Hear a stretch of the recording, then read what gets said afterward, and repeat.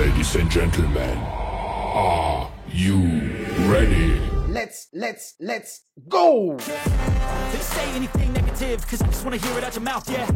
Give me fuel, it's a tool that I use to go ahead and run my mouth, yeah.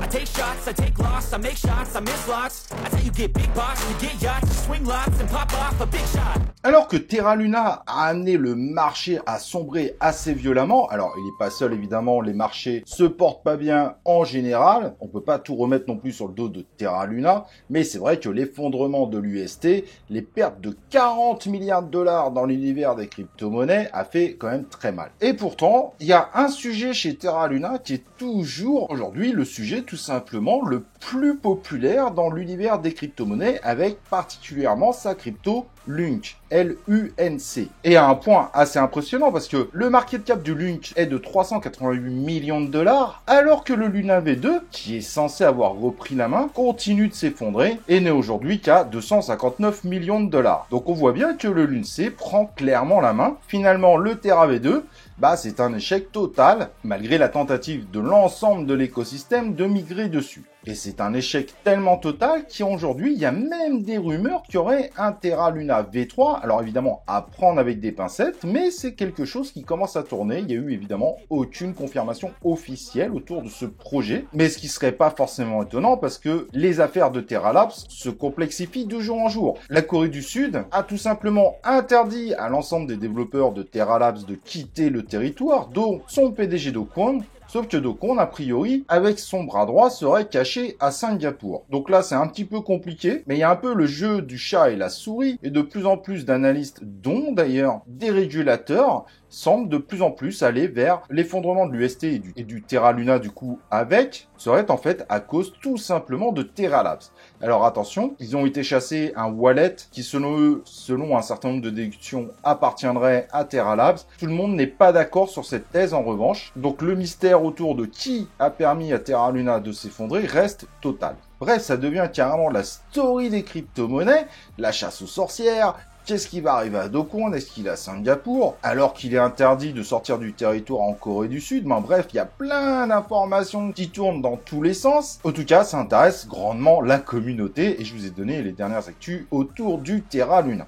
Alors, pourquoi j'ai également lancé cette vidéo? C'est que le Lunk, LUNC, c'est un token au final qui ne sert plus à grand chose parce que l'écosystème est parti sur Terra Luna V2, malgré l'échec total. Il y a de plus en plus de confirmations que de toute façon tous ces projets sont en train de partir et majoritairement vers Polygon. Mais clairement aujourd'hui, le token qui fait sensation, c'est l'UNC et pas le Luna qui représente le Terra Luna V2. Et à un point où on a vraiment l'impression que le LUNC est en train de copier intégralement les techniques de marketing du Shiba Inu, parce qu'il commence à proposer tout un programme de burn. Tu vas voir que dans quelques mois, on va finir avec des restaurants LUNC. Alors du coup, c'est assez marrant parce que le LUNC, d'un côté, on a des gens qui y croient dur comme fer, qui va réexploser dans le futur, et on a une partie des gens qui pensent que c'est totalement mort, et c'est encore des idées complètement débiles de la communauté. Évidemment, je suppose que si tu regardes ça, tu feras partie d'un des deux camps, à moins que tu en aies strictement rien à faire et que c'est pas ton problème, tu t'intéresses à des vrais projets.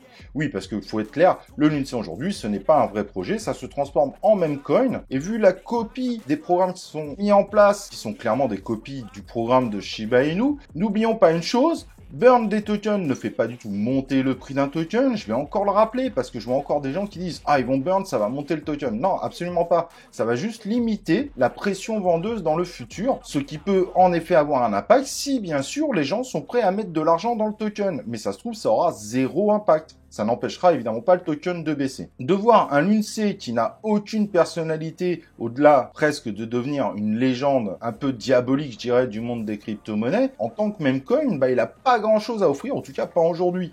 Alors ça veut pas dire qu'ils vont pas nous développer un personnage, un machin, mais c'est vrai que ça paraît compliqué quand même de voir qu'il pourrait devenir un prochain Shiba Inu alors qu'il n'a pas grand chose à vendre aujourd'hui. N'oublions pas que Shiba Inu, au-delà du meme coin, il y a plein de projets qui se lancent. Au-delà du programme du burn, on va avoir Shibarium, on a également le stablecoin Shi qui est en préparation, il y a évidemment l'excellent Shiba Swap, même s'il n'est pas forcément méga populaire, mais qui, je vous le rappelle, a été élu meilleure note de Certic, et ça c'est une véritable valeur. Il y a des chaînes de restaurants qui se préparent autour du Shiba Inu, d'autres qui ont déjà accepté le paiement en Shiba Inu, et évidemment, de plus en plus d'entreprises acceptent le Shiba Inu, comme par exemple des cinémas. Mais derrière, il ne faut pas oublier qu'il y a une véritable personnalité. Le petit chien, il n'est pas anodin, il peut être décliné de façon très différente, mais il y a quand même un personnage derrière, il y a une véritable personnalité, et ça, le Lunce, en tout cas aujourd'hui, ne l'a pas. Donc, je suis quand même très étonné de cette sorte de Lunk Army qui est en train de se mettre en place, qui croit vraiment que ça va être un des tokens, indirectement Memcoin, qui va exploser dès le prochain bull run, et donc avec l'idée de défoncer tous les autres, bien évidemment. Moi, après, en l'état actuel, j'y crois absolument pas, et je pense que Terra Luna va continuer à sombrer. Certes, il profitera probablement de certains pumps quand les marchés seront très positifs, mais pour moi, il a aucun argument pour essayer de faire face au Shiba Inu. Après, si tu penses pas la même chose, tu as parfaitement le droit, hein,